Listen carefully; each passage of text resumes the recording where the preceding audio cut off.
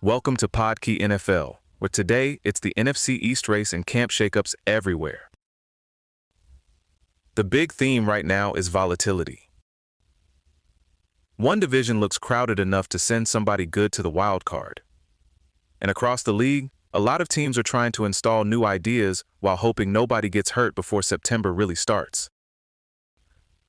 The NFC East suddenly feels deeper than the usual two-team argument. Dallas, Philadelphia, and Washington all look like realistic 10 or 11 win teams, and even the Giants have a range that goes from ugly season to pretty respectable if the right things break their way. When a division is packed that tightly, one weird Sunday can flip the whole picture, which is why this group actually deserves the primetime attention it's probably going to get. Dallas has one of the more interesting high-ceiling cases in the league. If Dak Prescott gets a healthy George Pickens next to CeeDee Lamb, plus a veteran receiving room and a second year in Brian Schottenheimer's offense, you can see the outline of a really big passing season. They already play fast, and they want to throw. So if the offensive line is even just solid, the offense has real lift. The bigger question is defense, especially inside. Quinnen Williams is the single most important non-quarterback addition because Dallas badly needs interior disruption, and they're also betting on a mix of veterans and youth, including Von Miller in a meaningful role, and Donovan Ezirawaku to help Christian Parker drag that unit from bad to at least competent. Philadelphia might be the most fascinating scheme tweak among the contenders. Sean Mannion is pushing them toward more under-center work, more outside zone, more motion, and more play action, dialing back some of the shotgun volume to better fit that offensive line and Saquon Barkley. That sounds simple when you say it fast, but it's a real adjustment in timing, reads, and protection communication. So some early clunky moments would be normal. The reason the Eagles can live with that is the defense looks loaded on paper. With names like Jalen Carter, Jordan Davis, Nolan Smith, Quinyon Mitchell, Cooper DeJean, Jihad Campbell, Jonathan Greenard, and Riq Woolen. The depth is serious, and Carter feels like the key piece that keeps the floor around 10 wins and leaves the Super Bowl ceiling open. Washington might be the purest boom or bust team in the division, because so much rides on Jaden Daniels. If the under-center emphasis and the footwork work really help, he could jump into that top-tier conversation. But if he's still uneven, the whole season gets shakier in a hurry. They added a lot of upside bets, from Stephon Diggs to Odafe Oweh to Chigo Okonkwo and several defensive pieces, and this really comes down to Adam Peters hitting on enough of those swings. If roughly 2/3 of them work, 11 wins is there. If they don't, the roster starts looking thin and the floor drops into that 6 or 7 win neighborhood. The Giants are a different kind of volatile. The roster has real talent at the top with Malik Neighbors, Brian Burns, Dexter Lawrence, Andrew Thomas, and some highly regarded rookies.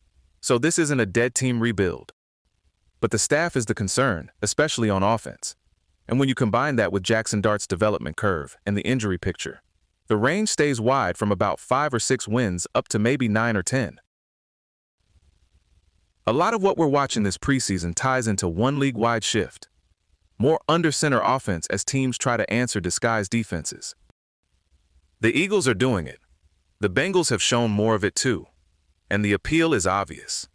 You can help the run game, sell play action better, and open up more of the middle of the field. The catch is that shotgun teams don't just flip a switch. Running back tracks change, protection calls change, the quarterback's eyes change. And that means sacks, mistimed handoffs, and random ugly snaps can show up before the benefits do. That uncertainty gets magnified because there are at least 25 new offensive or defensive play callers around the league this year. Cleveland's Mike Rutenberg is shifting away from the Browns' old man-heavy single-high identity toward more quarters, cover 3, and 3-deep structures, while Dallas has Christian Parker bringing Fangio-style detail and communication, and the Chargers have Chris O'Leary trying to keep a very good defense aggressive without losing what Jesse Minter built. Every August we say injuries matter. But some of them matter immediately because they interrupt the boring but crucial work of getting comfortable. Tyler Biadasz getting carted off in Chargers joint work is a big deal, because center continuity matters a ton for Justin Herbert and for the whole offense's rhythm. Hamstrings and high ankle issues are frustrating for the same reason. You lose reps, and reps are what these teams are trying to buy in camp. That's also why preseason usage decisions get tricky, especially with rookies. You want live work because practice only tells you so much, particularly for backs and linemen. But then a heavy first-half workload can change a season plan in one bad twist. And across the league, offensive line battles are more important than they sound.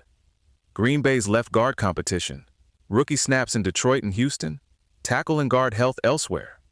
All of that quietly determines whether high-ceiling offenses actually cash in. A few veteran signings stand out because teams clearly want production and mentorship at the same time.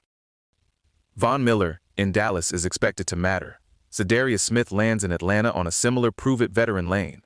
And Keenan Allen gives the Colts a smart slot option, even if it does make you wonder how crowded that receiver room gets. Preseason quarterback evaluations are still noisy, but they aren't meaningless.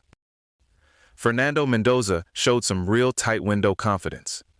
Ty Simpson looked poised, and Cam Ward's rougher accuracy and decision-making are the kind of warning signs you at least file away. The Mendoza question in Las Vegas is especially interesting because his preseason throws make the case for early reps, while the patient approach says sit him behind Kirk Cousins, protect him, and maybe wait until late in the year. Cleveland has a different quarterback problem, which is that the room still feels unresolved in a way that can drag on the whole roster. There are some appealing skill players there, but with Deshaun Watson's limitations, Shedeur Sanders' mixed preseason, and a defense changing shape after losing Myles Garrett, the Browns feel like a team where the scheme might be clearer than the answer at the most important spot. If you're trying to sort the league offensively, the safest bets are still the proven quarterback and coaching combinations, like Buffalo, Kansas City, Baltimore, and San Francisco. After that, things get messy fast. Dallas, the Bears, the Chargers, and Cincinnati all have real top-end offensive cases, but the path to getting there depends on health, line play, and whether these schematic tweaks actually settle in instead of wobbling through September. And for a couple of teams in transition, like the Jets, this season is also about leverage. They've got veterans on something close to a last-chance roster, 3 first-round picks in hand, and a huge dependency on Breece Hall staying healthy enough to keep the offense functional while they figure out what the next version of the team is. That's the catch-up for today on Podkey NFL. The standings aren't here yet, but the swings are already obvious, and a lot of them are starting in the trenches long before they show up in the box score. This episode was generated by Podkey. Create your own at podkey.fm.